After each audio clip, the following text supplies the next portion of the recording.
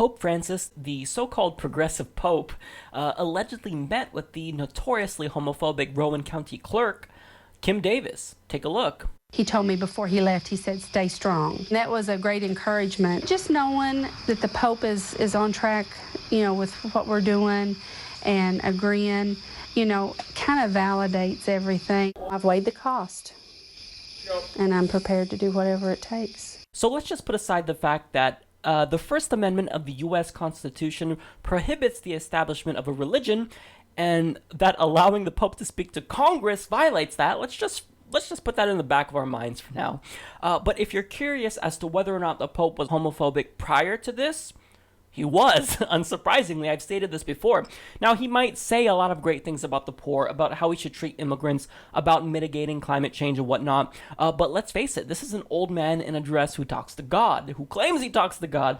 So we can't necessarily put too much stock into what he has to say. So when he was in the U.S., he claimed that conscientious objection is a human right when it comes to religious liberty, meaning homophobic county clerks like Kim Davis should be able to deny marriage licenses to LGBT couples. So basically, he wants us to tolerate intolerance, but it doesn't work that way. Sorry.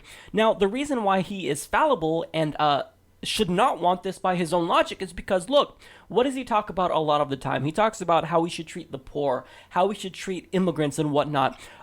And I agree with doing all of these things, don't get me wrong, but if all of a sudden I decide to be a conscientious objector and say I don't want to do those things, well, would that be okay? Let's say hypothetically that I am the Rowan County clerk of Kentucky, and I decide to deny marriage licenses to couples who are Muslim and Christian. I don't want interfaith couples marrying.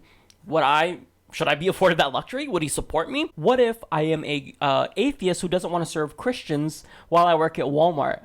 I mean, do atheists get the conscientious objector status? I mean, would he extend it to them? Probably not, right? Because they're atheists and they're just evil. Let's take it a little bit further. What if all the priests in the church who molest boys state that, well, anti-pedophilia laws violate their religious beliefs?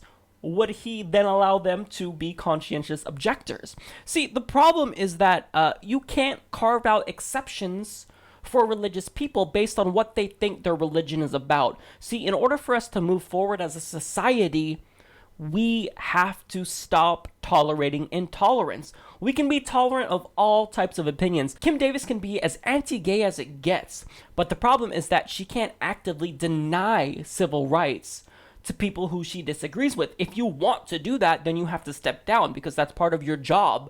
Issuing marriage licenses, that's one of the key things that a county clerk does. I've said this once on the show before, and I'll say it again. LGBT rights are non-negotiable. If your support for us is not unequivocal, then you're not an ally.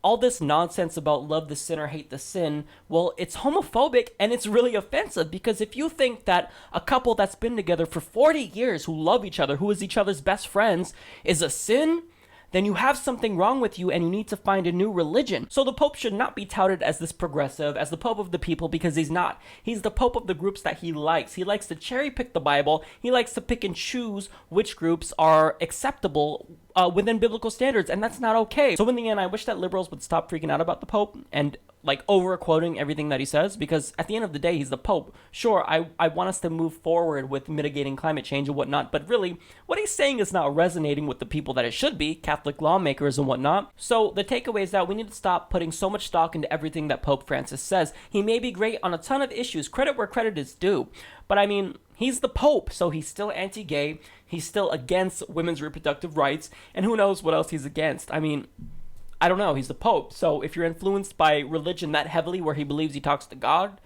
then probably gonna have some pretty problematic views.